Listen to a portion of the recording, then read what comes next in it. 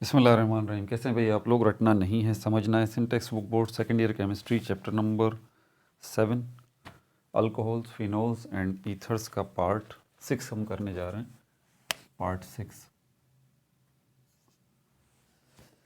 Part 6 और ये topic कौन सा है? पेज नंबर 175 से शुरू हो रहे हैं। रिएक्टिविटी ऑफ फिनोल्स, यहाँ से रिएक्शंस ही हैं सारे के सारे। प्रिपरेशन हमने पिछले पार्ट में देख ली, अब ज़रा रिएक्शंस देख लें। रिएक्शंस फिनोल्स की कॉपी पेंसिल ले लीजिए, लेक्चर को नोट करना है और मुस्कुराते रहना है।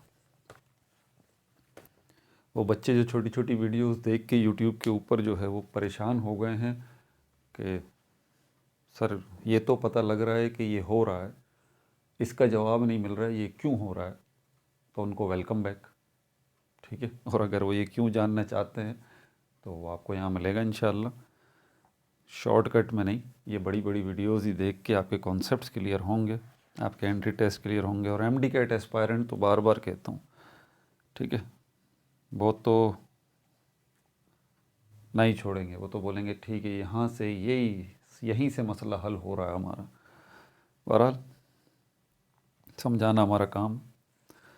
अच्छा, रिएक्टिविटी ऑफ फिनोल की तरफ अगर हम चलते हैं दोबारा से, तो अगर आपको याद हो तो इलेक्ट्रोफाइलिक सब्स्टिट्यूशन रिएक्शन और न्यूक्लियोफाइलिक सब्स्टिट्यूशन रिएक्शन, जिसमें से इलेक्ट्रोफाइल को इस सिंबल से हम रिप्रेजेंट करते हैं और न्यूक्लियोफाइल को इस सिंबल से हम रिप्रेजेंट करते हैं। इलेक्ट्रोफाइल क्या होता है?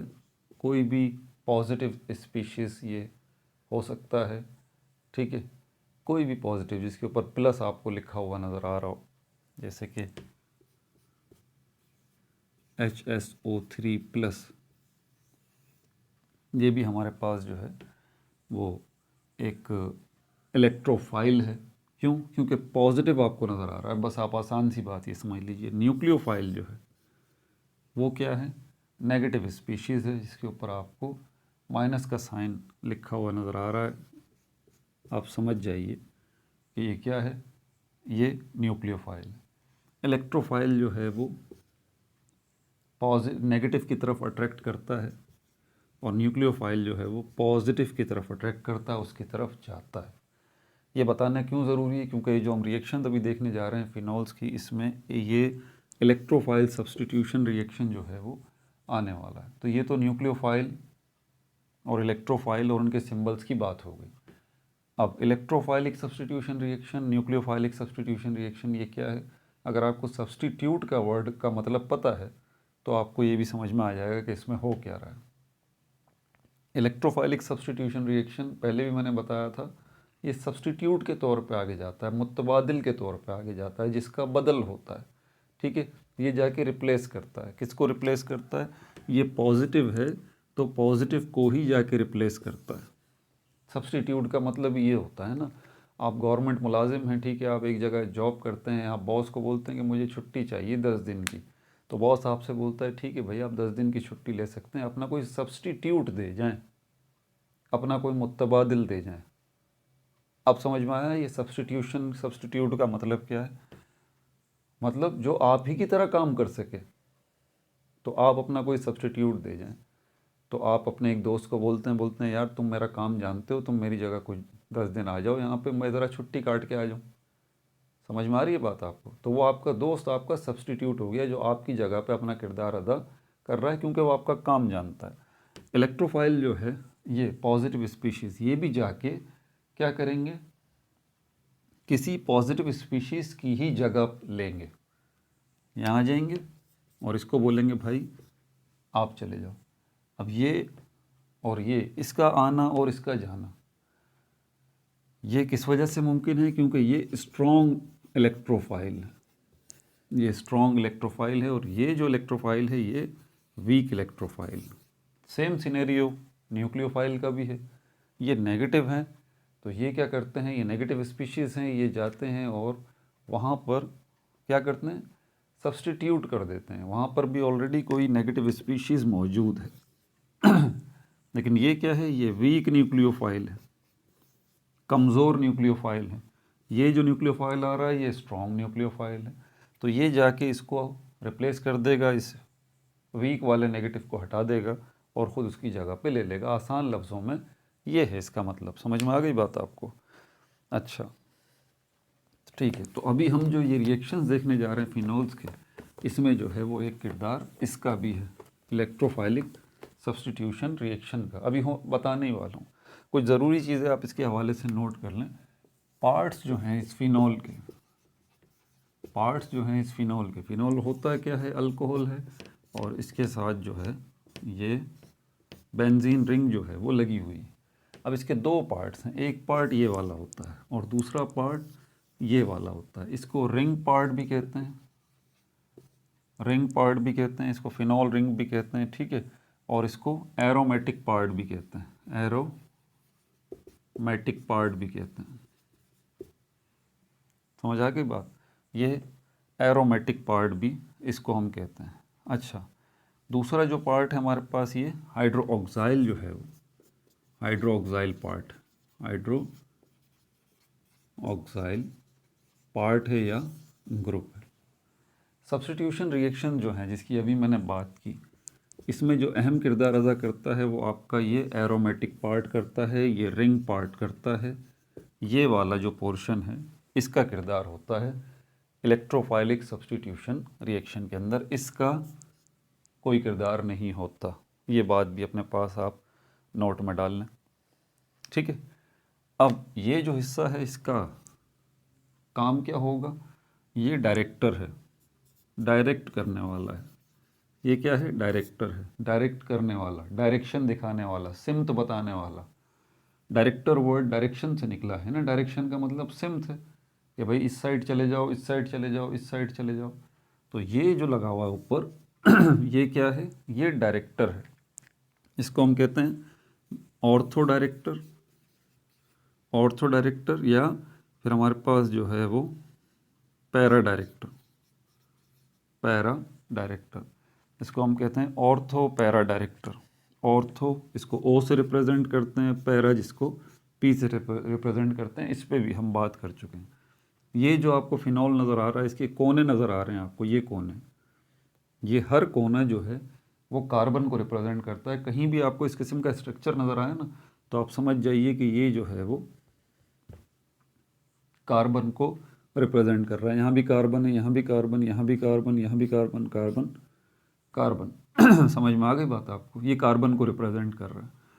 अब यहाँ पर ये अगर फिनॉल को हम देखते हैं, फिनॉल के अंदर ये बेंजीन जो है, ठीक है, तो ये बेंजीन जो है, फिनॉल बेसिकली बेंजीन और OH से मिल के बनता है ना, तो ये बेंजीन वाला जो पोर्शन है, एरोमेटिक जो पोर्शन है, इसकी जगहें हैं। ये वाली जो जगह है इसको हम कहते हैं ऑर्थो, ये वाली जो जगह है इसको हम कहते हैं मेटा, और ये वाली जो जगह है इसको हम कहते हैं पैरा। तो जब भी यहाँ पर कोई इलेक्ट्रोफाइल आ रहा होता है, जैसे कि नाइट्रोनियम आयन है, नाइट्रोनियम आयन है, इस पर बात होगी अभी। ये नाइट्रोनियम आयन है, ये क्या है, ये एक इलेक्ट्रोफाइल है, पॉजिटिव स्पीशीज़ है। तो ये OH जो है इसका काम सिर्फ इतना है यहाँ पर, ये हाइड्रोक्साइल ग्रुप, क्योंकि ये डायरेक्टर है, बहुत सारे डायरेक्टर्स में से एक डायरेक्टर जो कि डायरेक्शन देगा किसको, इनकमिंग इलेक्ट्रोफाइल को। या तो इसके ये सिर्फ दो पोजीशंस पे भेज सकता है किसी भी आने वाले इलेक्ट्रोफाइल को, या तो इसको ये भेजेगा किस पे, ऑर्थो पोजीशन पे, या फिर इसको ये भेजेगा किसके ऊपर, पैरा पोजीशन के ऊपर। ये इसका काम है, ठीक है भाई। तो इलेक्ट्रोफाइलिक सब्स्टिट्यूशन रिएक्शन मैंने आपको समझा दिया, न्यूक्लियोफाइलिक सब्स्टिट्यूशन रिएक्शन मैंने आपको समझा दिया, इसके फिनॉल के दो हिस्से मैंने आपको बता दिए। ये जो है हमारे पास क्या है, हाइड्रोक्साइल पार्ट है, ये हमारे पास एरोमेटिक पार्ट है या एरोमेटिक रिंग है, ठीक है। ये क्या कर रहा है, इसका किरदार क्या है इलेक्ट्रोफाइलिक सब्स्टिट्यूशन रिएक्शन के अंदर, इसका सिर्फ इतना किरदार है कि जो भी इलेक्ट्रोफाइल आ रहा होगा उसको क्या करना है, डायरेक्शन बतानी है कि भाई आप या तो ऑर्थो पे चले जाएं या फिर आप पैरा पे चले जाएं। मेटा का किरदार इसका नहीं होता OH का, ठीक है भाई। ये बात भी हो गई, अब आगे चलते हैं।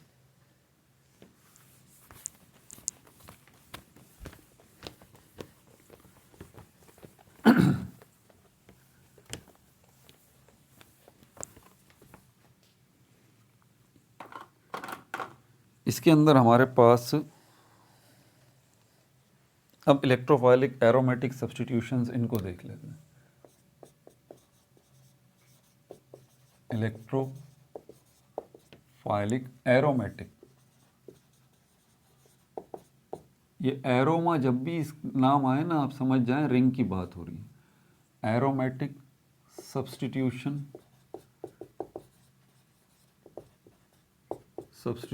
रिएक्शन,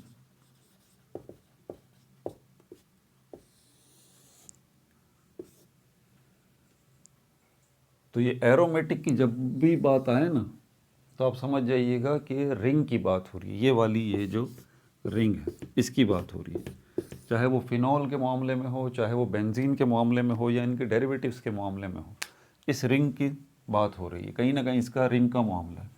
इलेक्ट्रोफाइलिक मतलब जिसमें इलेक्ट्रोफाइलिक सब्स्टिट्यूशन रिएक्शन हो रहा है, लेकिन कहाँ हो रहा है? जहाँ पर एरोमेटिक रिंग भी मौजूद है। देखें नाम का समझ में आ गया आपको? ऐसा इलेक्ट्रोफाइलिक सब्स्टिट्यूशन रिएक्शन जिसमें रिंग इन्वॉल्व है, जिसमें एरोमेटिक पार्ट इन्वॉल्व है। ये तो मैंने इसके नाम के भी आपको मतलब बता दी। अब इसके अंदर हमारे पास 3 किस्म के रिएक्शन होते हैं जिसमें इलेक्ट्रोफाइलिक सब्स्टिट्यूशन रिएक्शन आपको नज़र आएगा। नाइट्रेशन है, ठीक है। नंबर 2 के ऊपर सल्फोनेशन है,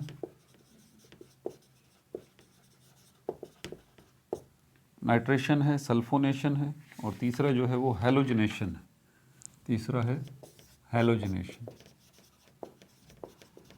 हैलोजिनेशन। जैसा आप अपने स्कूल, जैसा आप अपने कॉलेज में, एकेडमी में, कोचिंग सेंटर्स में सुनते हैं कि भाई ये हो गया और यहाँ चला गया, ये हो गया, ये हो गया, अगर यही सुनने के लिए यहाँ आप आएँ तो फिर आप अपना वक्त बर्बाद कर रहे हैं। ऐसी बात नहीं है, आपको तो मैं पूरी तफसील से बताऊँगा कि ये हो क्या रहा है। और एक ही एग्जाम्पल है जिसके ऊपर आपको थोड़ी मगजमारी करनी पड़ती है, ठीक है, उसको अच्छी से उसकी ट्रिक को समझना पड़ता है। एक एग्जाम्पल, आगे वाली एग्जाम्पल्स पे फिर तो आप ऑटोमेटिक हो जाते हैं। तो यहाँ पर ये आ गया फिनॉल, ये रिएक्ट किसके साथ कर रहा है? ये कर रहा है नाइट्रिक एसिड के साथ। अब यहाँ बुक के अंदर भी मिस्टेक्स हैं। बुक के अंदर क्या मिस्टेक्स है कि यहाँ पर हाइड्रोक्लोरिक एसिड जो है, सल्फ्यूरिक एसिड जो है, इसको भी यहाँ इन्हें बताना चाहिए था। इसके बगैर ये हो ही नहीं सकता, ठीक है। तो ये मिस्टेक है, ये मैंने बता दिया यहाँ पर आपको कि सल्फ्यूरिक एसिड जो है ये भी यहाँ होना चाहिए। नाइट्रिक एसिड जो है वो डाइल्यूट होना चाहिए, मतलब ठीक ठाक पानी की मिकदार नाइट्रिक एसिड में होनी चाहिए, ठीक है। अच्छा, उसके बाद फिर जो है ये आपके पास 2 जो है वो रिंग बनेंगे। ये तो एक तो पहला बनेगा ऑर्थो नाइट्रोफिनॉल बनेगा, NO2 पहले लिख दूं मैं ताकि ये वक्त बच जाए हमारा। ऑर्थो नाइट्रोफिनॉल, ऑर्थो नाइट्रोफिनॉल यहाँ ब्रैकेट में लिखा है 55%। उसके बाद जो दूसरा बनेगा यहाँ पर वो ऑर्थो नहीं बनेगा, वो बनेगा पैरा, NO2, ये पैरा वाला बनेगा। और इसका नाम क्या रखेंगे? इसका नाम रखेंगे पैरा नाइट्रोफिनॉल। कितना बनेगा? ये 45% बनेगा। 45% ये जो है वो बनेगा। और H2O वाटर बनेगा, H2O पानी बनेगा, ठीक है। अब ये हो कैसे रहा है? ये क्या है हमारे पास? ये सबसे पहले हम कर रहे हैं नाइट्रेशन को। नाइट्रेशन,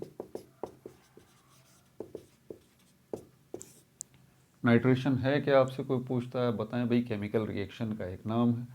क्या होता है इस नाइट्रेशन प्रोसेस के अंदर? आप इसमें बताएं कि इसमें जो है वो नाइट्रोनियम आयन जो है, नाइट्रोनियम आयन NO2+, ये नाइट्रोनियम आयन जो है ये प्लस, ये जो है वो ऐड हो जाता है किसी फिनॉल के साथ।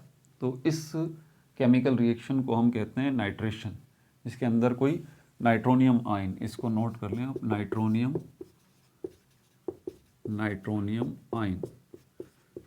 अब सारा प्रॉब्लम इस नाइट्रोनियम आयन का है कि ये जाके इस फिनॉल के साथ ऐड होगा, तो जाके आप कहेंगे कि ये नाइट्रेशन का प्रोसेस हो चुका, जैसे कि यहाँ पर आपको नज़र भी आ रहा है, ये रहा नाइट्रोनियम, ये रहा नाइट्रोनियम ऑर्थो और पैरा पोजीशन पे, ठीक है भाई। तो आप कहेंगे कि नाइट्रेशन का प्रोसेस हो गया। अब नाइट्रेशन का हुआ तो है, नाइट्रेशन का प्रोसेस हुआ तो है, जिसमें नाइट्रोनियम आयन जो है वो हिस्सा बन चुका है, ऐड हो चुका है किसी जगह पे, जैसे फिनॉल में ऐड हो गया नाइट्रोनियम आयन, तो ये नाइट्रेशन का प्रोसेस हो तो गया, लेकिन किस केमिकल मेथड के ज़रिए, किस मैकेनिज़्म के ज़रिए, ठीक है। तो आप बताएंगे कि ये नाइट्रेशन का जो प्रोसेस हुआ है ये कौन से केमिकल मेथड के ज़रिए हुआ है, इलेक्ट्रोफाइलिक एरोमेटिक सब्स्टिट्यूशन रिएक्शन के ज़रिए ये नाइट्रेशन का प्रोसेस हुआ है। क्लियर हो गई ये बात, ठीक है। अब अगला सवाल आपसे किया जाता है, देखिए मेन चीज़ है, सवाल आपसे पूछा जाता है भाई क्यों क्यों क्यों कैसे, फिर वो आपसे पूछता है कि भाई यहाँ पर ये नाइट्रेशन जो आके यहाँ पर हो रहा है इलेक्ट्रोफाइलिक सब्स्टिट्यूशन रिएक्शन के ज़रिए, इसमें ये नाइट्रोनियम आयन क्या करेगा, ये नाइट्रोनियम आयन रिप्लेस कर देगा, सब्स्टिट्यूट के तौर पे आगे आएगा, ठीक है, सब्स्टिट्यूट के तौर पे आगे आएगा। और यहाँ से क्योंकि ये एक इलेक्ट्रोफाइल है, पॉजिटिव स्पीशीज़ है, तो यहाँ से भी कोई पॉजिटिव स्पीशीज़ निकलेगी। ये बुनियादी नुक्ता जहन में रखिएगा कि ये जब आएगा यहाँ पर, तो यहाँ से कोई पॉजिटिव स्पीशीज़ अपनी जगह छोड़ेगी। ये स्ट्रॉन्ग इलेक्ट्रोफाइल है, यहाँ से कोई वीक इलेक्ट्रोफाइल अपनी जगह छोड़ेगा, तभी ये उसको उसके सब्स्टिट्यूट के तौर पे आगे आएगा। एक बात ये जहन में रखिएगा। दूसरी बात ये कि ये पैदा कहाँ से हो रहा है, ये सबसे अहम सवाल है कि ये आया कहाँ से। ये आया यहाँ से, इन दोनों के ताल्लुक से।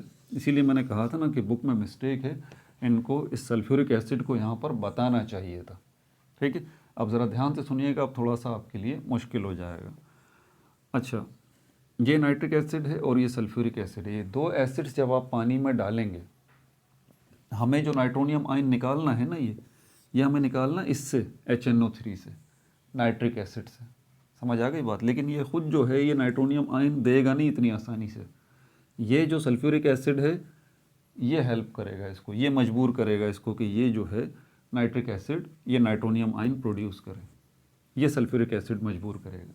कैसे करेगा ये मैं बता देता हूँ आपको, क्योंकि पानी के अंदर ये सारा मामला हो रहा है, पानी में डाल रहे हैं। तो यहाँ से पहले इसको देख लें आप कि इसके साथ क्या होगा, ये हाइड्रोजन आयन जो है वो बनेगा, ठीक है, और एक हाइड्रोजन आयन यहाँ से निकल जाएगा। तो एक हाइड्रोजन आयन यहाँ से निकलेगा, तो उसके बाद हाइड्रोजन सल्फेट जो है वो बनेगा, हाइड्रोजन सल्फेट नेगेटिव, ठीक है भाई, इसको ध्यान में रखना है। ये H2SO4 था, H अलग हो चुका, अब ये बन गया HSO4 नेगेटिव। एक तो यहाँ पर ये काम हुआ। अच्छा, अब यहाँ पर क्या हुआ, ये जो हाइड्रोजन आयन निकला है ये आ जाएगा किसके पास, ये आ जाएगा इसके पास, नाइट्रिक एसिड के पास। यहाँ मैं बना देता हूँ नाइट्रिक एसिड के पास। और जैसे ये नाइट्रिक एसिड के पास आएगा ये हो जाएगा H2NO3। अब इन सब के मैं आपको नाम भी लिख के बताता हूँ अलग अलग के, इसको हम क्या बोलते हैं, HSO4 का क्या नाम है, H2NO3 का क्या नाम है, इनके नाम भी जो है वो मैं आपको अभी बताता हूँ। अच्छा, जब ये हो जाएगा यहाँ पर, अब अगला स्टेप ये होगा कि यहाँ से जो है ये इससे नाइट्रोनियम आयन जो है वो अलग होगा, ठीक है। कैसे अलग होगा ये देखें, नाइट्रोनियम आयन जो है उसको देखें आप, NO2 है, यहाँ पर कितना है NO3, तो ये NO2 प्लस जब ये अलग होगा तो फिर बचेगा क्या, ये 3 ऑक्सीजन हैं, एक यहाँ पर आ गया, और यहाँ पर क्या होगा, ये 2 हाइड्रोजन और 1 ऑक्सीजन बचेगा ना, ठीक है।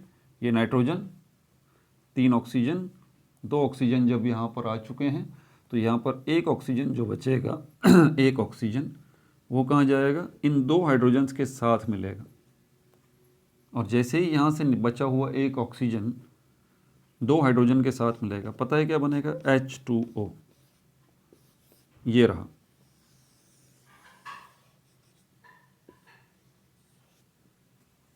नज़र आया आपको प्रोडक्ट साइड पे H2O कैसे बना है। H2O बनने के लिए 2 हाइड्रोजन और 1 ऑक्सीजन किसके पास से निकले, इसके पास से निकले, इसके पास से। ठीक है। और 2 हाइड्रोजन और 1 ऑक्सीजन जब निकल गया तो पीछे इसमें बचा क्या, ये बचा नाइट्रोनियम आयन। लेकिन ये याद रखें नाइट्रिक एसिड ने ये किया कब, ये एक नाइट्रिक एसिड जब ही कर पाया जब इसके पास 1 हाइड्रोजन आया, तभी तो ये H से H2 हुआ। और ये H कहाँ से आया, ये यहाँ से आया, सल्फ्यूरिक एसिड ने इसको H दिया, ये हाइड्रोजन है, ये हाइड्रोजन इसके साथ आके मिला है तो ये H2NO3 हो गया था। फिर इसमें तब्दीली आई है ये, ठीक है। तो यहाँ पर ये नाइट्रोनियम आयन और ये वाटर बन गया। यही नाइट्रोनियम आयन हमें चाहिए था, यही स्ट्रॉन्ग इलेक्ट्रोफाइल है। ये अब जाएगा इसके पास नाइट्रोनियम आयन। कहाँ से लेके जाऊँ इसको, यहीं से ले जाता हूँ, ये इसके पास आएगा। बल्कि इसको उसी जगह पे लेके जाएं, यहाँ पर देखें NO2 लिखा हुआ है। ये प्लस साइन और माइनस साइन जो ना, इसको ज़रा ध्यान से देखा करें। ये नाइट्रोनियम आयन जब यहाँ पर आएगा ना, इसके साथ यहाँ अटैच होगा।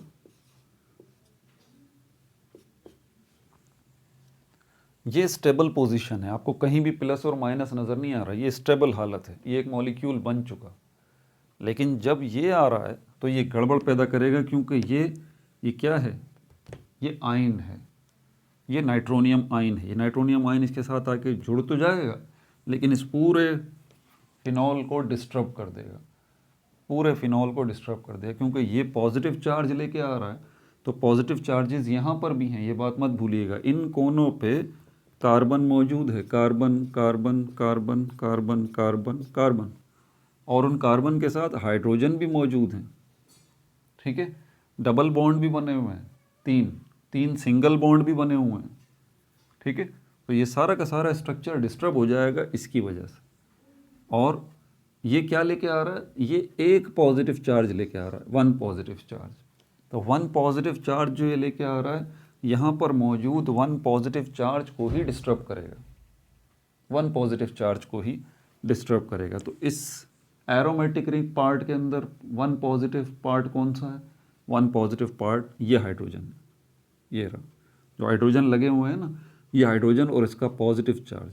क्योंकि आपको पता है 1 पॉजिटिव चार्ज हाइड्रोजन के पास ही होता है, क्योंकि इसके पास एक प्रोटॉन है। ये डिस्टर्ब हो जाएगा इसके आने की वजह से। अब ये चार्ज जो है यहाँ से यहाँ जाएगा, यहाँ से यहाँ जाएगा, यहाँ से यहाँ जाएगा, यहाँ से यहाँ जाएगा, यहाँ से पूरे रिंग में घूमता रहेगा। अब ये चार्ज बेसिकली नहीं घूम रहा है, ये हाइड्रोजन आयन ही बेसिकली घूम रहा है, मजबूर हो गया इसकी वजह से। ये जो नाइट्रोनियम आयन है इसको दौड़ाता रहेगा, दौड़ाता रहेगा, दौड़ाता रहेगा। कानून कुदरत है ना, देखें अनस्टेबिलिटी डिस्टर्ब हो चुकी है ना। पहले बड़ा स्टेबल मामला था, जितने पॉजिटिव चार्जेस थे उतने नेगेटिव चार्जेस थे, लेकिन ये नाइट्रोनियम आयन ने गड़बड़ कर दी है। अब ये पॉजिटिविटी डिस्टर्ब हो गई, और यहाँ पर सबसे जो पॉजिटिविटी सबसे हल्की किसके पास है, वो ये हाइड्रोजन के पास ही है, यही बेचारा डिस्टर्ब होगा। तो इधर से उधर ये घूमता रहेगा। इसी घूमने को, चार्ज की इसी फ्लोइंग को हम कहते हैं रिसोनेंस। रिसोनेंस, इसी प्रोसेस को हम रिसोनेंस कहते हैं। आपसे पूछा जाता है रिसोनेंस क्या है, तो आप बताएं flowing of charge, movement of charge throughout the aromatic ring, इसको रिसोनेंस कहते हैं। अब ये घूम रहा है, घूम रहा है, और आखिर में फिर ये इतना थक जाएगा कि यहाँ से ये निकल जाएगा, ये पॉजिटिव चार्ज, यहाँ से ये पॉजिटिव चार्ज निकल जाएगा।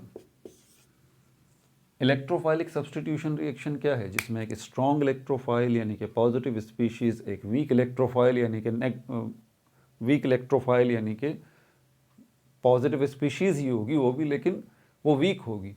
उसको क्या करेगा, उसको रिप्लेस कर देगा, उसके सब्स्टिट्यूट के तौर पे आएगा, और उसको वो जगह छोड़नी पड़ेगी। ये देखें, ये रहा स्ट्रॉन्ग इलेक्ट्रोफाइल, ये आ गया। जब ये जुड़ा तो यहाँ से ये वीक जो इलेक्ट्रोफाइल है इसको अपनी जगह छोड़नी पड़ी। अब ये बेचारा जाएगा कहाँ पे, एक तो ये सवाल है हमारे पास। दूसरी बात ये कि ये जब नाइट्रोनियम आयन यहाँ पर आ गया और इसने अनस्टेबलाइजेशन पैदा कर दी, और जब ये हाइड्रोजन आयन निकल गया यहाँ से, अब इसकी स्टेबल पोजीशन आ गई है। और इसकी स्टेबल पोजीशन वही है जिसमें पूरे मॉलिक्यूल में कहीं भी आपको पॉजिटिव और नेगेटिव चार्ज या साइन नज़र नहीं आ रहा। और यहाँ देखें ऐसा ही है, ये रहा, ठीक है। और ये नाइट्रोनियम आयन जब आएगा तो ये जो OH है ये इसका किरदार शुरू हो जाएगा, क्योंकि ये डायरेक्टर है, डायरेक्शन बताने वाला, तो इसको बताएगा, बोलेगा भाई आप चले जाओ ऑर्थो पोजीशन पे, या फिर ये बोलेगा कि इसको आप चले जाओ किस पे, पैरा पोजीशन पे। अच्छा, ये इसकी शराइत क्या है, इस पे हम तफसील से डिस्कस कर चुके हैं। Ortho Meta director, ortho para director groups और मेटा डायरेक्टर ग्रुप्स के पिछली वीडियोस हम बना चुके हैं, इस पर डिटेल बात नहीं कर सकते, अभी हमारा टॉपिक नहीं है। तो बहरहाल ये बताएगा इसको कि यहाँ आ जाओ, और फिर क्योंकि यहाँ पर ये दो हैं, दो मोल हैं इसके, दो मॉलिक्यूल हैं नाइट्रिक एसिड के, तो एग्जैक्टली मैंने इस इक्वेशन को बैलेंस नहीं किया अभी, ठीक है। तो ये दो मोल हैं, तो यहाँ पर ये दो ही नाइट्रोनियम आयन जो है वो पैदा होंगे, ठीक है। और यहाँ पर भी जो एक ही आपको अल्कोहल फिनॉल नज़र आ रहा है, तो एक नहीं होगा, यहाँ पर भी ये दो हैं, यहाँ पर भी ये दो है, ठीक है ना भाई। तो यहाँ पर ये बनने वाले भी इस तरह से दो हैं, एक ये रहा, एक ये रहा। इन दो फिनॉल में से ये दो जो नाइट्रोनियम आयन आ रहे हैं, इस तरह से ये लगेंगे, एक लगेगा ऑर्थो पोजीशन पे, दूसरा लगेगा पैरा पोजीशन पे, ठीक है भाई। क्योंकि ये सारा काम एक बीकर के अंदर हो रहा है, और बीकर के अंदर जो है वो क्या मौजूद है, बीकर के अंदर आपने ये नाइट्रिक एसिड भी डाला हुआ है, इसी में आपने सल्फ्यूरिक एसिड भी डाला हुआ है, और इसी में आप ये फिनॉल जो है वो डाल रहे हैं, ठीक है। तो बीकर के अंदर ही ये सारा रिएक्शन, सारा प्रोसेस जो है ये हो रहा है, और उसी बीकर के अंदर ये दोनों किस्म के जो है वो नाइट्रोफिनॉल, ये नाइट्रोफिनॉल, दोनों किस्म के नाइट्रोफिनॉल उसी बीकर के अंदर बनेंगे, लेकिन उनकी परसेंटेज होगी। ये वाला जो नाइट्रोफिनॉल है ना, ये 55% बनेगा, ऑर्थो नाइट्रोफिनॉल कितना बनेगा, ये 55%। और ये वाला जो हमारे पास नाइट्रोफिनॉल है, कौन सा वाला, पैरा पोजीशन वाला, ये वाला पैरा पोजीशन वाला नाइट्रोफिनॉल, ये 45% बनेगा, ठीक है भाई। सबके मसले हल हो गए, एक सिर्फ मसला बाकी है अभी, और वो है ये जो वीक इलेक्ट्रोफाइल हाइड्रोजन आयन है, ये कहाँ जाएगा। देखें, सफ़र जो शुरू हुआ था ना, दोबारा वहीं पे ख़त्म होगा। सफ़र शुरू हुआ था यहाँ से, सल्फ्यूरिक एसिड से, हाइड्रोजन आयन यहाँ से निकला था, यही हाइड्रोजन आयन इसके पास गया था, इसी हाइड्रोजन आयन ने इसको ये बना दिया था। अभी इन सब के नाम भी लिखता हूँ, ठीक है। H2NO3 बना दिया था, और यहीं से फिर वाटर का मॉलिक्यूल बना था, यहीं से नाइट्रोनियम आयन बना था। लेकिन ये जो है ये तो डिस्टर्ब हो गया ना, इसका तो सफ़र चल रहा है हाइड्रोजन आयन का, यहाँ से सल्फ्यूरिक एसिड से जो हाइड्रोजन आयन निकला है, इसका तो सफ़र चल रहा है यहाँ से यहाँ, यहाँ से यहाँ, और यहाँ पर यहाँ, और ये सब कुछ, और यहाँ से हाइड्रोजन आयन, ये हाइड्रोजन आयन दोबारा से किसके पास आएगा, इसके पास आएगा। इसको बोलेगा भाई उदास होने की ज़रूरत नहीं है, किसके पास, सॉरी इसके पास नहीं, इसके पास आएगा, इसके पास। इसको बोलेगा भाई उदास होने की ज़रूरत नहीं है, मैं आ गया हूँ दोबारा से, और अब ये क्या बन जाएगा, H2SO4 बन जाएगा, H2SO4 बन जाएगा, ठीक है भाई। तो ये था हमारे पास जो है वो इलेक्ट्रोफाइलिक एरोमेटिक सब्स्टिट्यूशन रिएक्शन, ये बन गया। अब इसी में हमें नाइट्रेशन हमने देख लिया, इसी में अब सल्फोनेशन जो है इसको देखेंगे, लेकिन पहले मैं इनके नाम बता दूं आपको, ठीक है। ये जो हमारे पास, ये तो मैंने बता दिया, ये नाइट्रोनियम आयन है। अच्छा, ये जो बन रहा है ये हाइड्रोजन सल्फेट कहलाता है, ये एरो बना के नीचे लेके आ रहा हूँ इसको, ये हमारे पास कहलाता है हाइड्रोजन सल्फेट आयन, हाइड्रोजन, या इसको बाय सल्फेट आयन भी बोलते हैं, हाइड्रोजन सल्फेट आयन, या इसको बाय सल्फेट आयन भी बोलते हैं। ऑर्गेनिक केमिस्ट्री के अंदर प्रॉब्लम यही है, एक ही चीज़ के 3, 4, 5, 6 नाम है, ये बड़ा डिस्टर्ब कर देता है मामला। अच्छा, ये भी हो गया, और क्या रह गया हमारे पास, ये जो बना है हमारे पास H2NO3, ये H2NO3 इसको हम कहते हैं एजोनिक एसिड, एजोनिक एसिड, इसको भी आप अपने नोट्स में डाल लीजिए। तो ये एजोनिक एसिड है। इनफैक्ट जब मैं आपको पढ़ा रहा था, ये समझा रहा था सारा का सारा, तब मैं आपको इनके नामों से, अगर एक्चुअल नामों से पुकारता ना, तो फिर आपके दिमाग की और खिचड़ी बन जाती, इसलिए मैंने कोई इनके एक्चुअल नाम नहीं लिए। लेकिन अब आप इनके एक्चुअल नाम देख लें, ये एजोनिक एसिड बनता है, ठीक है। नाइट्रिक एसिड से एजोनिक एसिड बनता है, उससे नाइट्रोनियम आयन बनता है, उससे वाटर बनता है। सल्फ्यूरिक एसिड से जो है वो बाय सल्फेट आयन बनता है, यानी कि हाइड्रोजन सल्फेट आयन बनता है, और हाइड्रोजन आयन बनता है, ठीक है। और ये हमारे पास फिनॉल हो गया। अब चलते हैं सल्फोनेशन की तरफ, बल्कि सल्फोनेशन नहीं, नाइट्रेशन में एक और तो धमाका खेज रिएक्शन रह गया, पिक्रिक एसिड वाला। अभी नाइट्रेशन में आपने एक इशू देखा है, अब ज़रा पिक्रिक एसिड को भी देख लें।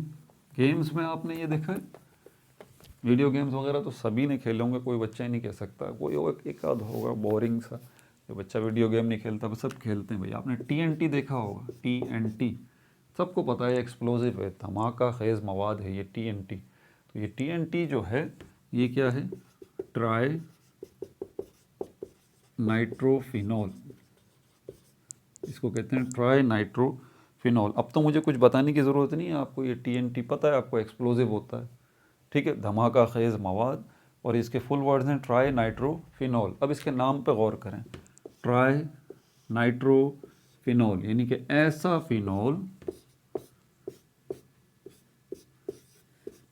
फिनॉल जिसमें नाइट्रो ग्रुप लगा हुआ है, यानी कि नाइट्रोनियम आयन लगा हुआ है, और कितने लगे हुए हैं, 3 लगे हुए हैं। अब इसके अंदर 3 ही पोजीशन होती हैं, ये वाली जो पोजीशन है और ये वाली जो पोजीशन है, ये नंबर 1 कहलाती है, ये सॉरी नंबर 2 कहलाती है, ये वाली और ये वाली, ये दोनों क्या है, ऑर्थो, और ये कौन सी है, ऑर्थो। ये कौन सी है, मेटा, और ये भी कौन सी है, मेटा। ये नीचे वाली कौन सी है, पैरा, और बिल्कुल इसके अपोजिट ये भी पैरा। तो ये 3 पोजीशंस होती हैं।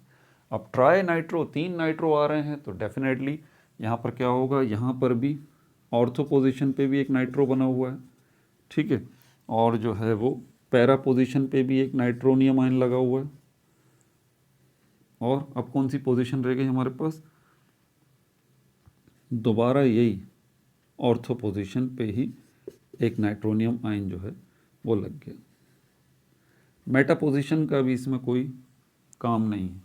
ये बन गया क्या हमारे पास, ट्राई नाइट्रोफिनॉल। लेकिन ये बना कैसे, और यहाँ पर वाटर भी बन गया, 3 मॉलिक्यूल वाटर के भी बने हैं।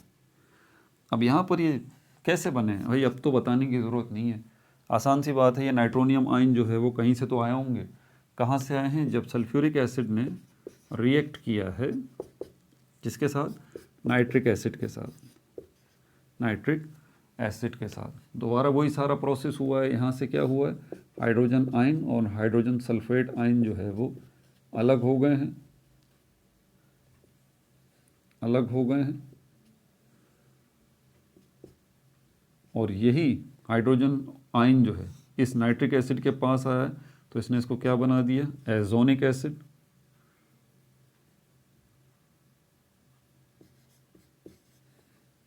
HNO3 एजोनिक acid. इसी एजोनिक एसिड से क्या बनेगा, वाटर बनेगा H2O, और यहीं से नाइट्रोनियम आयन जो है वो बनेगा NO2+। यही नाइट्रोनियम आयन अब एक नहीं बनेगा, अब 3 बनेंगे। ये सल्फ्यूरिक एसिड भी 3 होगा, नाइट्रिक एसिड भी 3 होंगे, 3-3 मोल होंगे, इसके भी 3, इसके भी 3, क्योंकि हमें 3 नाइट्रोनियम आयन चाहिए ना, इसलिए इनको 3-3 रखना पड़ेगा। तो ये 3 जो है वो नाइट्रोनियम आयन बनेंगे। किसके पास जाएंगे, इस फिनॉल के पास जाएंगे, इस फिनॉल के पास जाएंगे। तो 3 जो है वो हाइड्रोजन आयन मिल गए, 3 बायसल्फेट आयन मिल गया इस तरह से। अब ये जो है इस फिनॉल के पास आएंगे तो एक जो है वो यहाँ पर आ जाएगा, दूसरा जो है वो कहाँ पर आ जाएगा, ये पैरा पोजीशन पे आ जाएगा, और तीसरा जो है यहाँ पर आ जाएगा, ये आ गए। अब ये आए हैं तो ऑब्वियस सी बात है 3 जो है यहाँ पर वीक इलेक्ट्रोफाइल निकलेंगे, 3 हाइड्रोजन निकलेंगे, एक यहाँ से हाइड्रोजन आयन निकल जाएगा, एक यहाँ से हाइड्रोजन आयन निकल जाएगा, और एक जो है वो यहाँ से भी हाइड्रोजन आयन निकल जाएगा।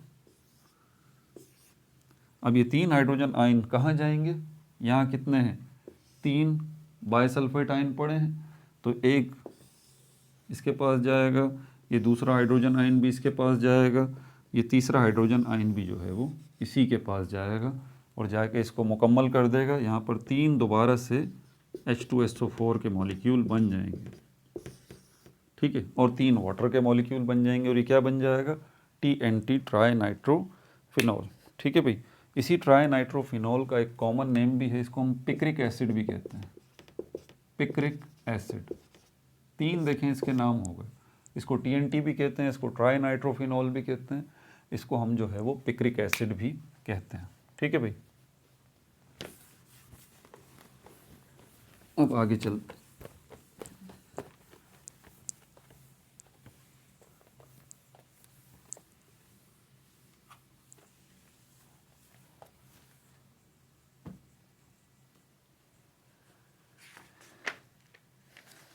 अब हमारे पास इसमें कुछ काम की बातें भी लिखी हुई हैं। ये पिक्रिक एसिड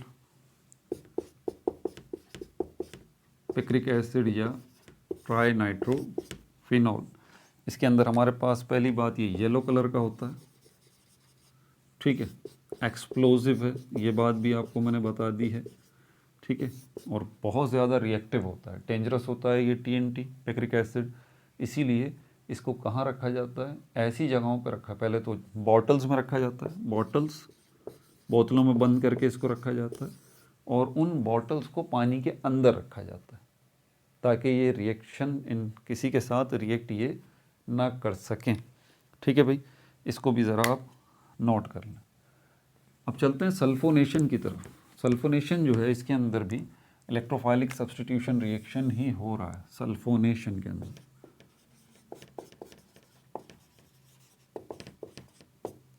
सल्फोनेशन ये दूसरा है। इसमें क्या है हमारे पास? इसमें हमारे पास दोबारा फिनॉल है एक,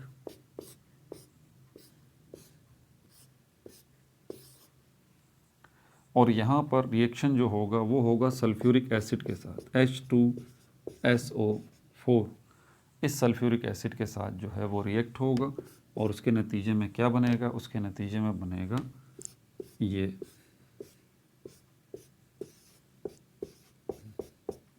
OH, और यहाँ पर ये SO3H। ठीक है भाई, और वाटर भी बनेगा। और यहाँ पर ये क्या है? 2 हाइड्रोक्साइल बेंजीन सल्फोनिक एसिड, इसको हम कहते हैं 2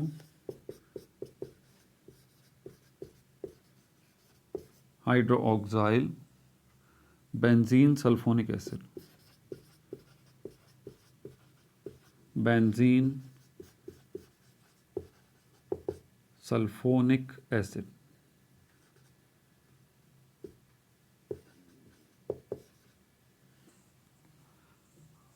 क्यों इसको 2 कहा जा रहा है? क्योंकि ये दूसरे 1 ये हो गया, 2 ये हो गया, 3 4 5 6, तो दूसरे नंबर पे ये जो हमारे पास जो है वो सल्फोनिक एसिड लगा हुआ है, ये रहा, इसकी वजह से। ठीक है, इसका नाम मैं आपको बताता हूँ, अभी मुझे जहन में नहीं आ रहा, इसका नाम है बाकायदा। बहरहाल ये क्या इसका नाम है ये तो मैं आपको बता दूंगा, लेकिन ये है क्या? ये है इलेक्ट्रोफाइल, ये है इलेक्ट्रोफाइल। तो इसकी शक्ल कुछ ऐसी होगी, SO3H+, क्योंकि इलेक्ट्रोफाइल पॉजिटिव स्पीशीज़ होता है। यहाँ पर इसका प्लस नहीं नज़र आ रहा हमें, तो पहले तो प्लस था, फिर वही ये सवाल कि भाई ये आया कहाँ से? ये आया यहाँ से, सल्फ्यूरिक एसिड से। कैसे आया? अब थोड़ा सा ध्यान से मेरी बात को सुनिएगा, यहाँ वैलेंसीज का बड़ा अहम किरदार है, वरना आपको समझ में नहीं आएगा। आपको ये बात पता है कि इसके अंदर SO3 जो है ये सल्फर ट्राईऑक्साइड को रिप्रेजेंट करता है, सल्फर ट्राईऑक्साइड है। ठीक है भाई, इसी तो ये सल्फर ट्राईऑक्साइड और हाइड्रोजन आयन जो है ये, अब इसमें से सल्फर ट्राईऑक्साइड और हाइड्रोजन आयन को अगर निकालना है ना, तो पहले इनको आप अलग अलग कर लें, इनकी वैलेंसीज को। ये 2 हाइड्रोजन है, ठीक है, +1 हाइड्रोजन +1, सल्फर कितना है? 1, ये +6 ऑक्सीडेशन स्टेट इसकी हो गई। ऑक्सीजन जो है 4 है, तो 1 के ऊपर -2, मैंने इसीलिए कहा ज़रा ध्यान से सुने और इसको नोट करें मेरे साथ साथ, -2 प्लस -2 प्लस -2 प्लस -2, 4 ऑक्सीजन हो गए, 1 सल्फर हो गया, 2 हाइड्रोजन हो गए। अब क्या करना है? अब अपने टारगेट पे नज़र रखें, SO3H नज़र आ रहा है, SO3, तो ये S और ये 3O, ठीक है, और ये एक H, इसको भी ले लें आप, एक H, इसको भी साथ ही ले लें, ये आ गया। अब ये रह गया O और ये रह गया O, ठीक है। तो पहले इनको देख लें, ये क्या बनेंगे दोनों, H और O, H plus O minus 2। आपको पता है ये प्लस नहीं है, +1 है, तो +1 और -2 सिंपल मैथ्स में क्या होता है, इसका जवाब क्या आएगा, -1 आएगा। ऐसा ही है, तो यहाँ पर भी वही मैथ्स है, ये हाइड्रोजन और ये ऑक्सीजन, ये जब मिलेंगे HO या फिर आप इसको OH कर लें, तो इसके ऊपर ये माइनस का चार्ज जो है वो आ जाएगा, माइनस का साइन जो है वो आ जाएगा, ठीक है। एक बात तो ये इसको जहन में रखना है, ये यहाँ से हमारे पास यही बचा है OH। अच्छा, ये HSOOO, तो इसमें H जो है वो, पहले इसको H को बाद में मिलाते हैं, पहले इन तीनों को मिला लेते हैं, SOO, तीनों को। तो ये -2 -2 ये हो जाएगा S + 6 और O -6, ठीक है। ऑक्सीजन कितने हो गए, 3 भी हो गए, ये भी जहन में रखें, 3 भी हो गए। मैथमेटिक्स के मुताबिक +6 और -6 कैंसिल हो जाएंगे, ये बन जाएगा SO3। अब ये हाइड्रोजन आयन जो है ये भी इसके साथ अब आएगा।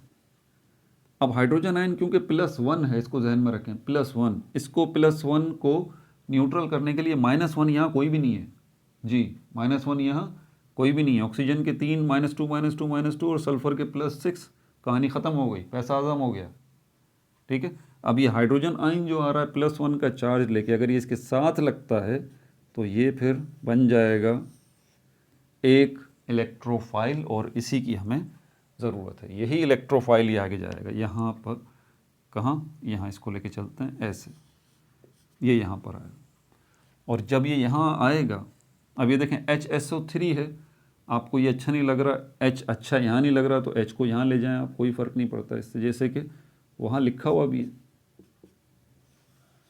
यहाँ से मिटा दें, SO3H, ये आ गया। अब तो मैच कर गया उससे।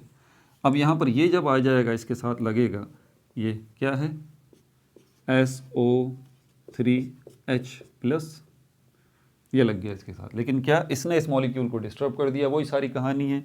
यहाँ से हाइड्रोजन आयन बेचारा जो है वो, ये प्लस जो घूम रहा है, रिसोनेंस का प्रोसेस हो रहा है सारा का सारा, मतलब हाइड्रोजन आयन जो है वो इधर उधर घूमता फिर रहा है। थक हार के आखिरकार ये हाइड्रोजन आयन यहाँ से बाहर निकलेगा। अब कहाँ जाएगा, ये उसके पास जाएगा जहाँ इसको ज़रूरत है, और वो क्या है, यहाँ से क्या निकला था, 2 hydrogen 1 sulphur 4 oxygen, 3 oxygen 1 sulphur, sulphur trioxide, फिर एक और हाइड्रोजन आया SO3, hydrogen strong nucleophile electrophile बन गया था, फिर ये O और ये H।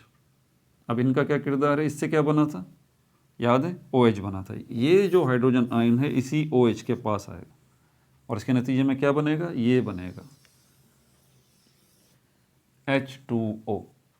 इसके नतीजे में क्या बनेगा, H2O। और अब ये जो पॉजिटिव इसके साथ मसला था, क्योंकि हाइड्रोजन आयन तो निकल गया, एक पॉजिटिव चार्ज निकल गया, अब दोबारा स्टेबल पोजीशन पे आ गया ये, क्योंकि ये डायरेक्टर है, ठीक है, फिल्म डायरेक्टर नहीं है ये उसको बताने वाला है, जो भी हमारे पास ये इलेक्ट्रोफाइल आएगा उसको डायरेक्ट करेगा कि भाई यहाँ चले जाओ। तो यहाँ पर, और ये सिर्फ 2 ही पोजीशन बता सकता है, या तो ऑर्थो बता सकता है या पैरा बता सकता है, ये मेटा डायरेक्टर नहीं है, ठीक है, ये ऑर्थो डायरेक्टर है और पैरा डायरेक्टर है। तो ये जो ये स्ट्रॉन्ग न्यूक्लियोफाइल आया है, ये OH इसको बताएगा, बोलेगा भाई ऑर्थो पोजीशन पे आप चले जाओ, ठीक है। ये भी हो गया हमारे पास। तो सल्फोनेशन जो है ये भी आपने देख लिया। सल्फोनेशन के अंदर एक चीज़ और है, ज़रा उसको भी आप देख लें, जिसके अंदर हम जो है ये अभी ऑर्थो वाली हमने पोजीशन डिस्कस की है सल्फोनेशन के अंदर। अब पैरा वाली पोजीशन जो है उसको भी ज़रा देख लें।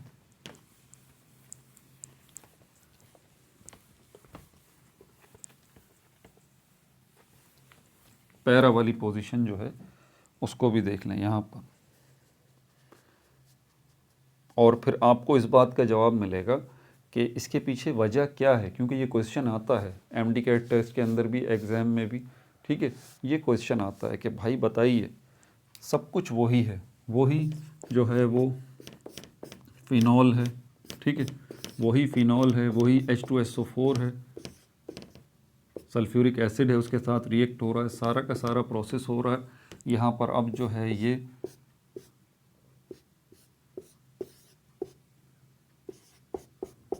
इसमें जो SO3H ये जो हमारे पास लगा है, ये स्ट्रॉन्ग न्यूक्लियोफाइल, ये पैरा पोजीशन पे क्यों लगा? सब कुछ तो वही है। इस केस के अंदर अब ये पैरा पोजीशन पे आ गया, तो इसका नाम क्या है? 1 2 3 4, चौथी पोजीशन पे तो हम इसको कहते हैं 4 hydroxy benzene sulphonic acid, 4 hydro hydroxyl benzene sulphonic acid.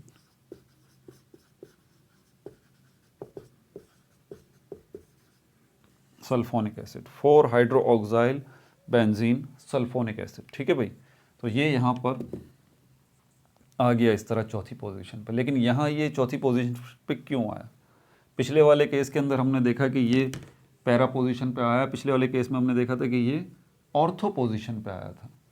तो आपसे पूछा जाए कि भाई, और ये आता है क्वेश्चन कि वही फिनॉल है, वही सल्फ्यूरिक एसिड है, वही रिएक्शन सेम आप करा रहे हैं, वही इलेक्ट्रोफाइलिक एरोमेटिक सब्स्टिट्यूशन रिएक्शन है, यही वो इलेक्ट्रोफाइल है, लेकिन इस केस में ये OH जो है, ये डायरेक्टर साहब जो हैं, ये डायरेक्टर साहब इस केस में बोल रहे हैं कि भाई ऑर्थो पोजीशन पे आ जाओ। इस केस के अंदर ये बोल रहे हैं कि पैरा पोजीशन पे आ जाओ। इसके पीछे वजह क्या है? इसके पीछे वजह है टेम्परेचर। जी, यहाँ पर जो टेम्परेचर देंगे आपको 100 डिग्री सेंटीग्रेड टेम्परेचर देंगे, तब ही ये टेम्परेचर कंपेल कर देगा इसको कि ये ऑर्थो पोजीशन पे आ जाए, ये पैरा पोजीशन पे आ जाए, सॉरी ये पैरा पोजीशन पे आ जाए। इससे पिछले वाले केस में जो आपने देखा, उसमें जो टेम्परेचर आपने दिया था वो 15 से 20 डिग्री का टेम्परेचर था। बाकी सब प्रोसेस वही है, एज इट इज़, सब कुछ वही है। ठीक है भाई, तो इसको हम ऑर्थो पैराफिनोल सल्फोनिक एसिड भी कहते हैं। इसको हम कहते हैं क्या? पैराफिनोल सल्फोनिक एसिड, इसका ये भी नाम है। एक से ज़्यादा नाम है ना, करने पड़ेंगे याद भाई। पैरा सल्फोनिक एसिड, पैराफिनोल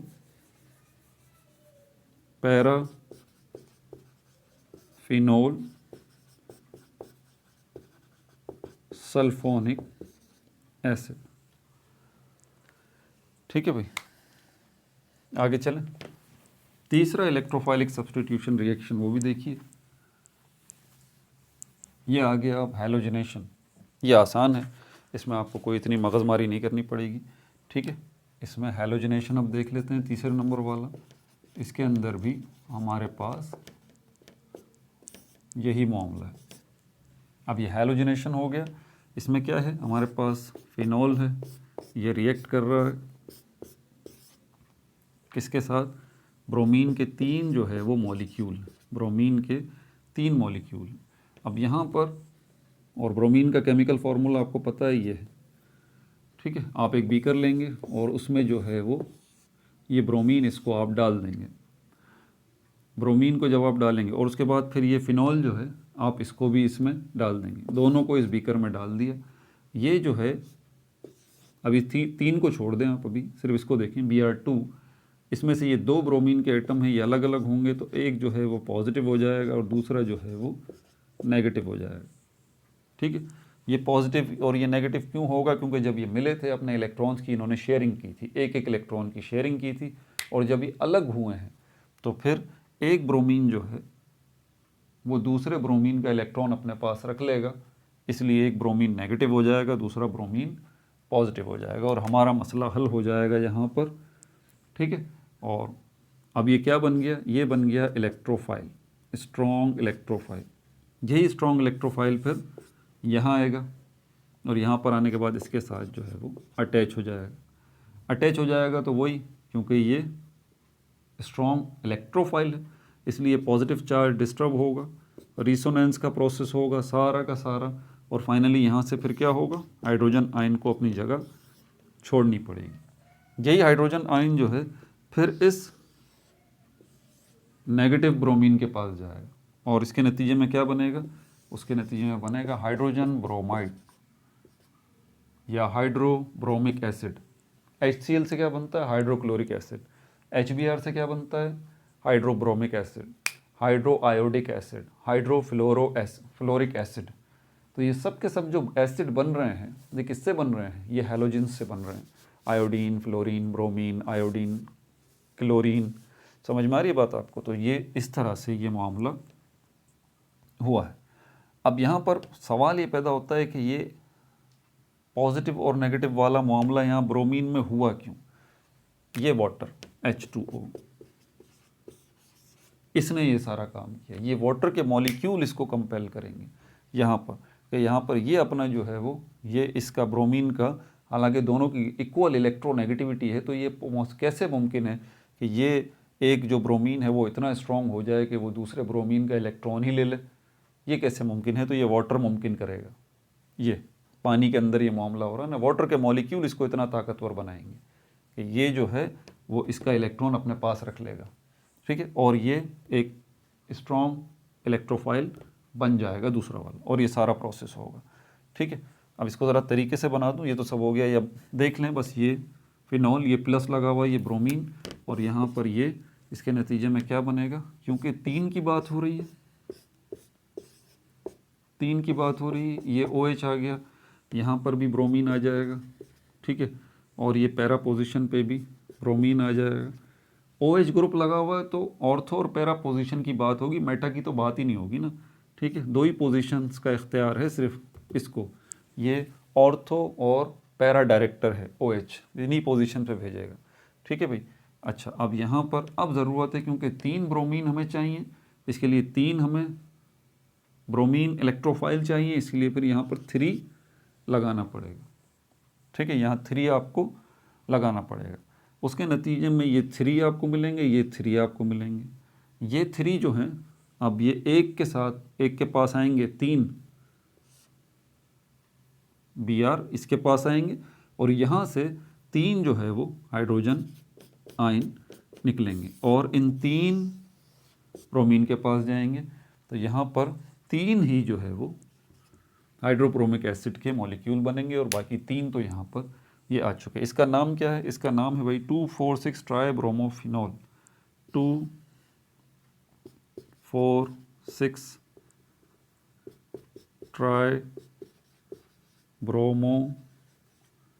ट्राइब्रोमोफिनॉल, इसका नाम नोट कर लो, ठीक है भाई। अच्छा, ये तो अभी हमने जो काम करवाया है वो पानी में करवाया। पानी की जगह अगर हम कार्बन टेट्राक्लोराइड CCl4 जो है वो ले लेते हैं तो क्या फ़र्क पड़ेगा।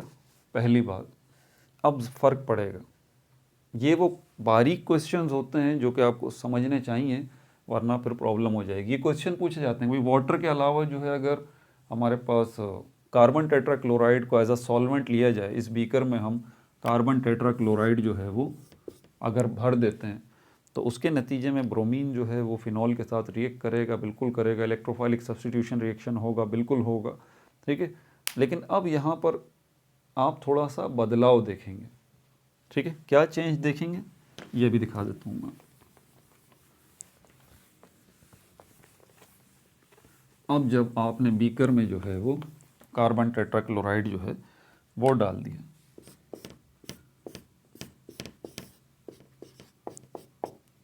दो जो है आपको फिनॉल के मॉलिक्यूल चाहिए और 2 ही जो है वो आपको ब्रोमीन के मॉलिक्यूल चाहिए।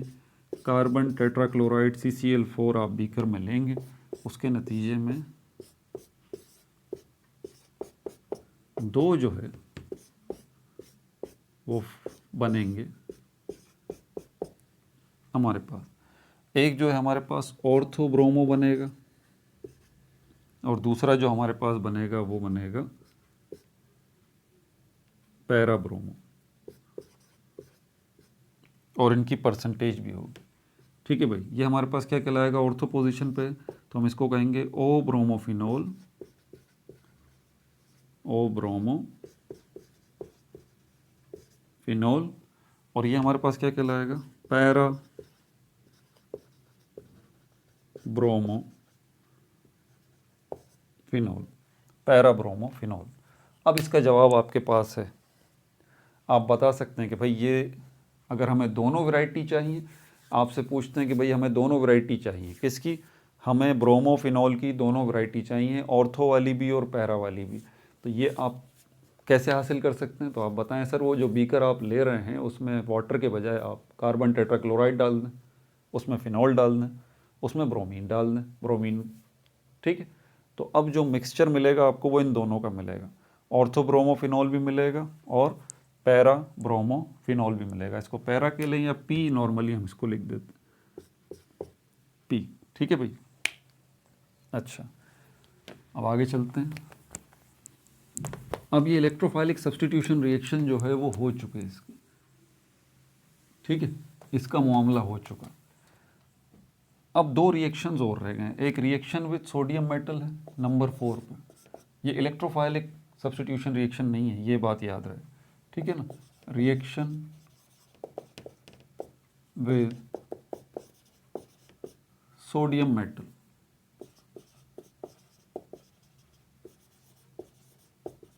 रिएक्शन विद सोडियम मेटल, इसका केमिकल रिएक्शन यहाँ बना देता हूँ। ये फिनॉल आ गया, 2 फिनॉल्स चाहिए आपको, 2 फिनॉल्स जो हैं वो चाहिए, और सोडियम के साथ आप इसको रिएक्ट कराएंगे।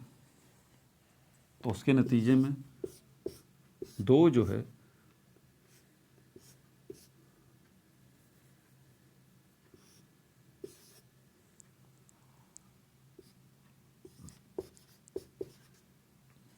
सोडियम फिनॉक्साइड मिलेंगे, सोडियम फिनॉक्साइड, इसको हम कहते हैं sodium phenoxide, sodium phenoxide.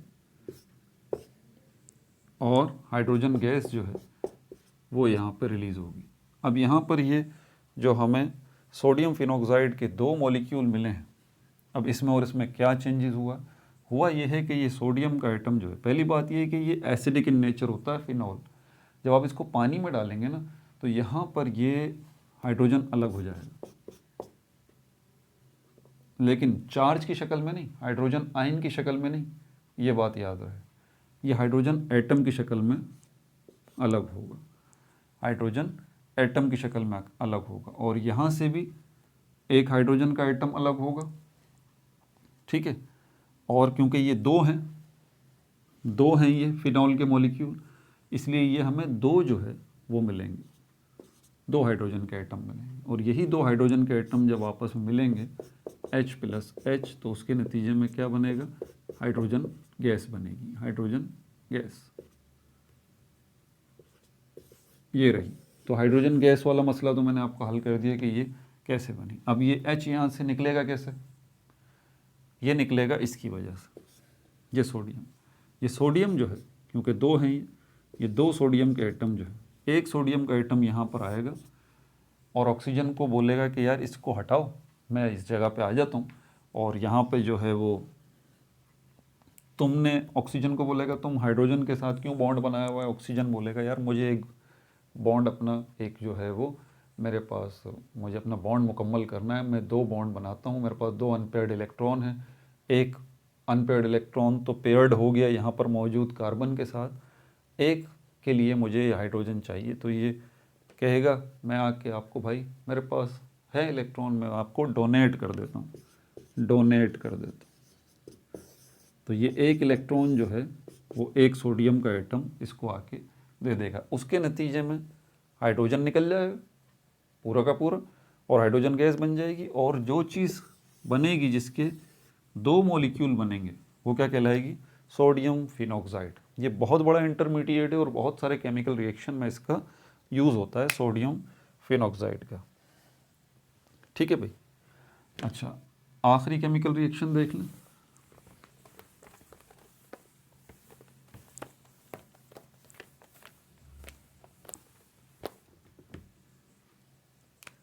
Oxidation of phenol, oxidation of phenol. Oxidation का मतलब ये है कि फिनॉल के साथ ऑक्सीजन जो है वो ऐड हो रही है, ये आ गया फिनॉल, और इसके साथ क्या हो रहा है, ये ऑक्सीजन जो है वो ऐड हो रही है, इसी को हम कह रहे हैं ऑक्सीडेशन। लेकिन ये दे कौन रहा है, कुछ ऑक्सीडाइजिंग एजेंट है, जैसे कि पोटेशियम डाइक्रोमेट है इसको हम पहले भी डिस्कस कर चुके हैं पिछली वीडियो में, अगर आपको याद हो, पोटेशियम डाइक्रोमेट, ठीक है। ये भी जो है वो अच्छा ऑक्सीडाइजिंग एजेंट है, आपको ऑक्सीजन जो है वो देता है। सल्फ्यूरिक एसिड जो है ये भी H2SO4, इसकी मौजूदगी में ये काम होगा, ठीक है भाई। और उसके नतीजे में ये बनेगा, जो अजीब सी चीज़ आपको नज़र आ रही है ना, अभी मैं इसका नाम बताता हूँ आपको, लेकिन पहले इस पे गौर करेंगे कि ये बना कैसे। ये और डबल बॉन्ड O और डबल बॉन्ड O, इसका नाम है बेंजाकिनोन,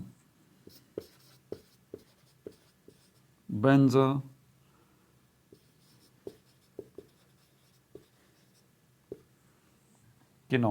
अच्छा, ये बेंजाकिनोन जो बना है अभी, इस ऑक्सीजन की वजह से बना है। अब एक टेक्निकल बात आप जहन में रखेंगे तो ये उलझी हुई चीज़ सुलझ जाएगी, और अगर नहीं रखेंगे तो और उलझ जाएगी। वो है ये बॉन्ड।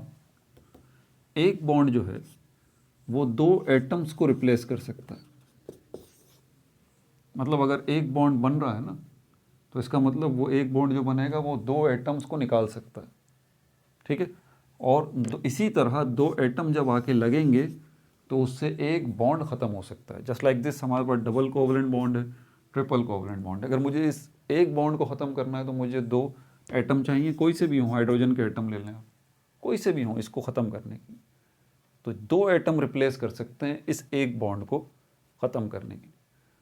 बिल्कुल इसी तरह कहीं अगर ये दो एटम कोई से भी निकलते हैं तो उसको रिप्लेस करने के लिए फिर एक बॉन्ड और बनेगा, अगर तो वहाँ गुंजाइश है, अगर तो वो डबल और ट्रिपल बॉन्ड बना सकता है और दूसरा वाला जो है वो बना सकता है तो। अच्छा, एक बात ये, दूसरी बात मैं आपको बता दूं कि जब बॉन्ड बनते हैं, सिंगल डबल ट्रिपल बॉन्ड बनते हैं या रिमूव होते हैं, तो उसके पीछे मेन चीज़ जो है उसके पीछे होती है कि दो एटम डिस्टर्ब हो जाते हैं।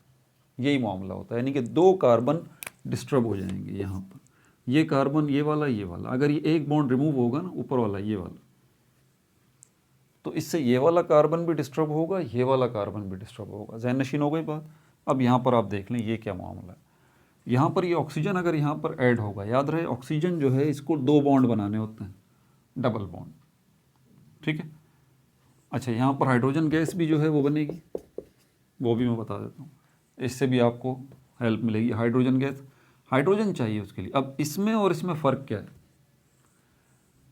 ये हाइड्रोजन यहाँ नज़र आ रहा है, यहाँ नहीं है, एक बात तो समझ में आ गई।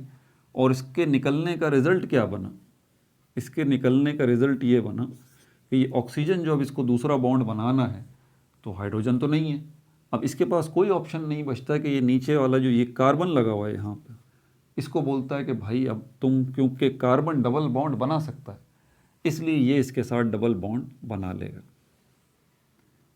लेकिन कार्बन की पोजीशन भी तो देखनी पड़ेगी कि ऐसा तो नहीं कार्बन ने ऑलरेडी किसी के साथ डबल बॉन्ड बनाया हुआ। एग्जैक्टली यही बात, अगर कार्बन ने किसी और के साथ डबल बॉन्ड इस वाले कार्बन के साथ बनाया हुआ है तो अल्टीमेटली फिर कार्बन इस कार्बन के दरमियान डबल बॉन्ड को हटाएगा, तभी ये मुमकिन है, ठीक है। अब बात हटाएगा तो ये वाला कार्बन जो है ये मामला सही हो गया इसका, इसने एक बॉन्ड इसके साथ बनाया हुआ, एक बॉन्ड इसके साथ बनाया हुआ, दो बॉन्ड ऑक्सीजन के साथ बनाया हुआ, हैप्पी मामला हो गया। इसके पास भी दो बॉन्ड, कार्बन के पास भी चार बॉन्ड, ठीक है। ये बॉन्ड हटने से इसका तो मसला हल हो गया। लेकिन ये वही बात कि ये बॉन्ड जो है वो इसके साथ भी तो लगा हुआ है, कार्बन के साथ, तो ये डिस्टर्ब हो गया। अब इसको देखें तो ये बोलेगा कि यार अब ये फिर क्या करेगा, आगे बॉन्ड बनाएगा डबल बॉन्ड इसके साथ। अच्छा, यहाँ पर एक इसके साथ हाइड्रोजन भी लगा हुआ है, ठीक है, हाइड्रोजन भी इसके साथ लगा हुआ है। ध्यान से देखिएगा, बड़ा कॉम्प्लेक्स सिस्टम। तो ये बॉन्ड यहाँ से खिसक के यहाँ आ गया। अब इस कार्बन को देखें, ये कार्बन जो है इसने एक बॉन्ड इस हाइड्रोजन के साथ बनाया, एक बॉन्ड इस कार्बन के साथ, डबल बॉन्ड इसने इसके साथ बनाया, ये वाला कार्बन का मसला भी हल हो गया, हैप्पी मामला हो गया। अब इस कार्बन को देखें, इसके साथ भी हाइड्रोजन लगा हुआ है, ठीक है। अब इसका वाला मामला तो हैप्पी हो गया, इसका मामला कि इसने एक हाइड्रोजन यहाँ पर है और इसने ऑलरेडी पहले ही एक बॉन्ड बनाया हुआ था। जी यही तो प्रॉब्लम है कि इस कार्बन ने आगे भी एक बॉन्ड बनाया हुआ था, तो ये इसको बोलेगा, इस कार्बन को बोलेगा यार मैंने आगे एक और ये बॉन्ड बना रखा है, बोलेगा हटा दो भाई, ये बोलेगा ठीक है हटा देता हूँ, ये हट गया।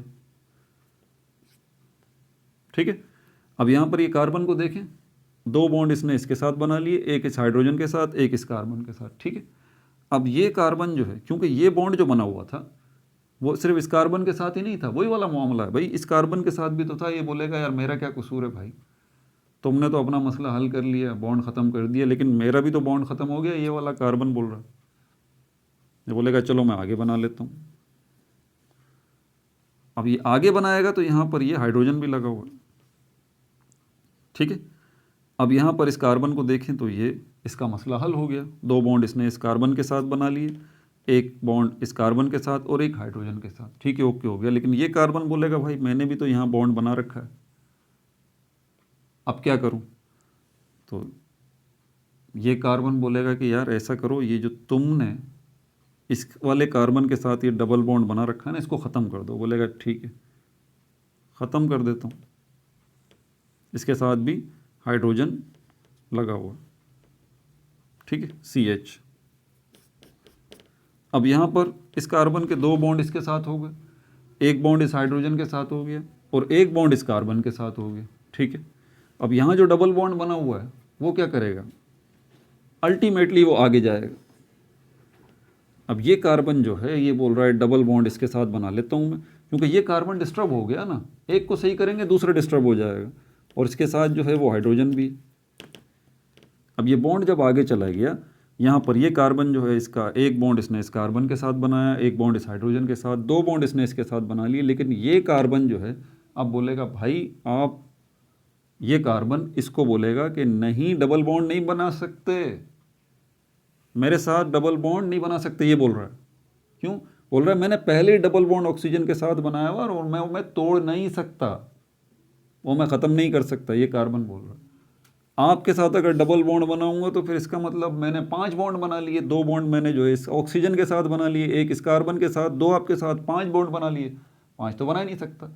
तो ये बोलेगा भाई सॉरी मैं आपके साथ डबल बॉन्ड नहीं बना सकता। ये बोलेगा भाई मैं क्या करूँ अब? तो ये इसको मशवरा देगा यार इसका एक ही हल है, ये हाइड्रोजन जो है ना आपके पास, इसको निकाल दो। तो ये इसको बोलेगा हाइड्रोजन भाई तुम चले जाओ, तो ये हाइड्रोजन यहाँ से निकल जाएगा। अब बात बन जाएगी,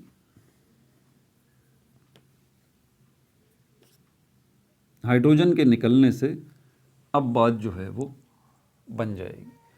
अब इसको अगर रिवर्स करेंगे दोबारा से तो यहाँ पर ये डबल बॉन्ड अब इस कार्बन के साथ बना सकते हैं। अब इसका पूरा देखें, ये तो प्रैक्टिस आपको करनी पड़ेगी तब जाके कंप्लीट पिक्चर आपके सामने आएगी। लेकिन अगर आपको इन नटशेल अगर मैं बात करूँ ना, देखें घूम फिर के बात वही हो रही है। एक इजाफी बॉन्ड जब आ रहा है, अब इसको बिल्कुल समराइज कर दूं, एक इजाफी बॉन्ड अगर आ रहा है ना तो वही बात है कि 2 एटम तो वहाँ से निकलेंगे, एक नया बॉन्ड जो है 2 एटम्स को रिप्लेस करेगा ही करेगा। इस पूरी रिंग में एक हाइड्रोजन तो यहाँ से था ना लगा हुआ, वो चला गया वहाँ पर,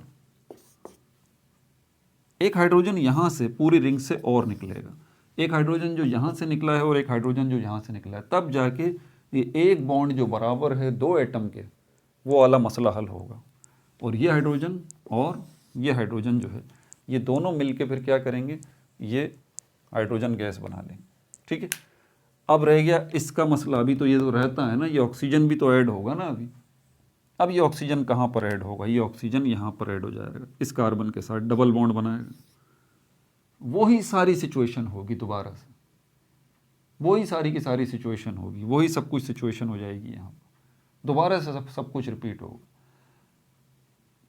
अब दोबारा से सब कुछ रिपीट होगा तो ये डबल बॉन्ड इस कार्बन के साथ बनाएगा, इसको अपना हाइड्रोजन निकालना पड़ेगा, इसको अपना हाइड्रोजन निकालना पड़ेगा। इसीलिए इस केमिकल रिएक्शन में जो ना यहाँ पर आपकी बुक के अंदर भी हाइड्रोजन को उन्होंने दिखाया ही नहीं। तो बहरहाल यहाँ पर ये ऑक्सीजन जब यहाँ पर आके लगेगा, इसको डबल बॉन्ड इस कार्बन के साथ बनाने हैं, तो अल्टीमेटली यहाँ पर अब दूसरी आखिरी बात करूँ कि इस पूरे रिंग के अंदर आपको जो 3 डबल बॉन्ड नज़र आते थे ना, वो अब 3 डबल बॉन्ड आपको नज़र नहीं आएंगे, 2 डबल बॉन्ड नज़र आएंगे आपको, ये रहा। और आपको हाइड्रोजन यहाँ पर मिस नज़र आएंगे, ठीक है। और यहाँ पर आपको 2 नए डबल बॉन्ड बनते हुए नज़र आएंगे, ठीक है। अब यहाँ पर इसकी रिप्लेसमेंट क्या होगी, डबल बॉन्ड यहाँ भी बनने हैं, यहाँ भी बनने हैं, ऑक्सीजन को यहाँ पर आना ही आना है, तो कुर्बानी हाइड्रोजन ही देगा भाई, हाइड्रोजन यहाँ से निकलेगा, अपनी जगह छोड़ेगा। समझ में आ रही है बात आपको? तो ये सारा प्रैक्टिस का गेम है, ज़रा इसकी प्रैक्टिस करेंगे तो ये आपको और अच्छे से जहन में बैठ जाएगा। उसके नतीजे में ये जो बनेगा बेंजाक्विनोन, ये बनेगा। इसका एक और नाम भी है, वो भी नोट कर लें, ये येलो कलर का होता है, ठीक है। इसका एक और नाम है, इसको हम कहते हैं conjugated diketone. Conjugated diketone, conjugated diketone हम इसको जो है ये नाम देते हैं, ठीक है भाई। बाकी difference between alcohol and phenol ये वाला एक है, इसको छोड़ देते हैं। यूजेस ऑफ फिनॉल है, इसके क्या क्या यूजेस हैं ये हम अगले पार्ट में डिस्कस कर लेंगे, पार्ट 7 के अंदर। इसके अंदर हम इसकी आइडेंटिफिकेशन वगैरह टेस्ट जो हैं इनको देखेंगे, छोटी सी वीडियो बना के इसको भी हम निपटाएंगे, फिर ईथर्स की तरफ चलेंगे, ठीक है भाई। अपना बहुत ज़्यादा ख्याल रखिएगा। No like no subscribe, only share.